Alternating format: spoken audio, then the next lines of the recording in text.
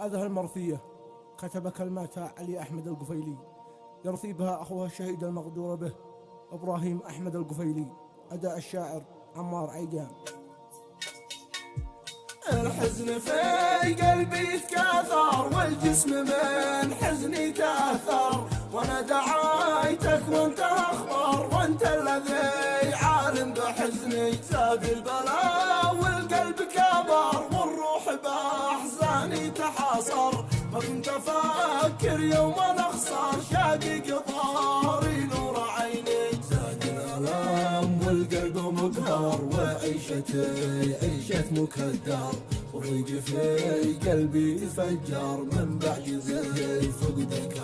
لا تصار ضيقت كان رزحي، كان مثل روحي. يا حني جسمي تكسر من بعد خيدي مني اكبر، والحال عندي قد تدهور. حين شفت انا اخي في الكفاني، ومن فعل هذا ودبر، والطعنة ابراهيم تنمر. اقسم قسم اني عاد اثار مهما يطول هذا الزمان. راضي انا بالخير والشر، وذي وقع مكتوب مقدر. بلغنا بالحزن تحتار، وفرق اخي احرق كياني. يوم الثلاث عاد وتخابر، وبهاتفه لا عندي اصبر. كان اتصاله لجل مجبر، يا حني فات الاواني. قالوا لي يا ابراهيم معور، قلت ايش وداع قل لي تهادر. والجو عندي قد تغير، والعلم يا ناس قد عماني. اخي جمال يا اخ الاكبر، انت وخيدي مني اسفر. قدمنا ذا الحلم طعفر، ما الاشتياء دم جاني. الحزن في قلبي تكاثر، والجسم من حزني تأثر. وانا دعايتك وانت اخبر، وانت الذي عالم بحزني. زاد البلاء والقلب كبر، والروح باحزاني تحاصر. ما كنت افكر يوم اخسر، شاقق ظهري نور عيني. زاد الالم والقلب مقهر، وعيشتي عيشة مكدر. وضيق في قلبي تفجر من بعد زي فقدك.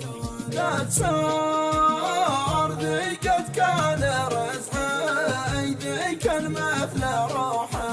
يا حني جسمي تكسر من بعد خيدي مني اكبر، والحال عندي قد تدهور. حين شفت انا اخي في الكفاني، ومن فعل هذا ودبر، والطعنة ابراهيم تنمر.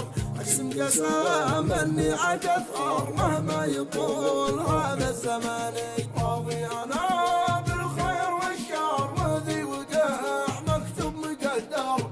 بلغنا بالحزن تحتار، وفرق اخي احرق كياني. يوم الثلاث عاد وتخابر، وبهاتفه لا عندي اصبر. كان اتصاله لجل مجبر، يا حني فات الاواني. قالوا لي يا ابراهيم معور، قلت ايش وداع قل لي تهادر. والجو عندي قد تغير، والعلم يا ناس قد عماني. اخي جمال يا اخ الاكبر، انت وخيدي مني اسفر. قدمنا ذا الحلم طعفر، ما الاشتياء دم جاني.